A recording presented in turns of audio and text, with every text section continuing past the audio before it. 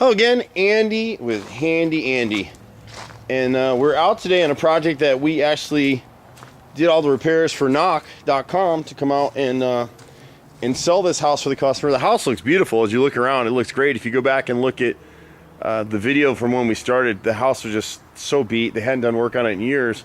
And so here they have this beautiful house, and here's what happens. They get an inspector out, and they need to clean the septic tank, and guess where the septic tank is? It's right under here.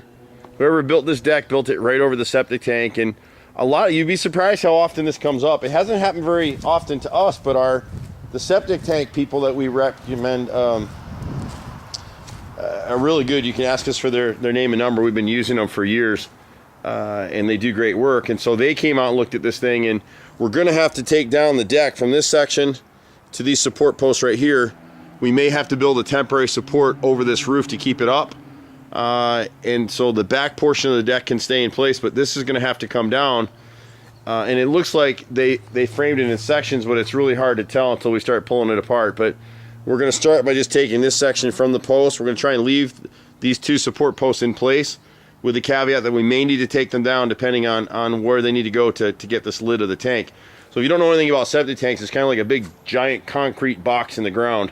And sometimes we get lucky and whoever put it with a hatch in them, an access hatch to service, and just pump it out. They literally stick what looks like a giant vacuum hose down there and pump out all the solids and waters, and then you're good. We don't envision any problems with this particular tank.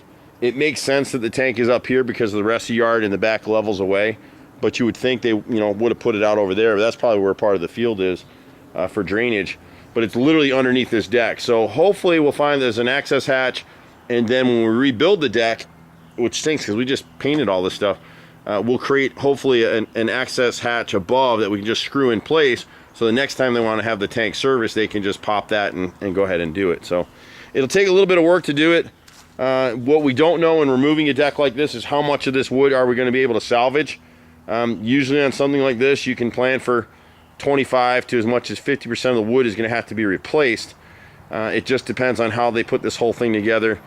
And how easily we can take it apart. So we'll try, but it's like a jigsaw puzzle. It's so much easier to just knock this stuff down, don't salvage anything, and come back and build it back, but it's also more expensive. So we'll get it done for the customer. They're great people. We hate that they have to forego this expense. So we'll be taking this railing down here all the way around to this post right here for now. Initially, we'll leave this here. We'll come down this line initially to this post. So the post will stay unless when the guys get out here with the backhoe, they tell us that we got to pull that out. So we'll pull it up, we'll rebuild it, put it back, and these people will get this thing closed. They're supposed to close in a week. So we do everything under the sun except swimming pools and air conditioning. You can reach us, Handy Andy, at 770-912-2829. See you at the next house. Bye for now.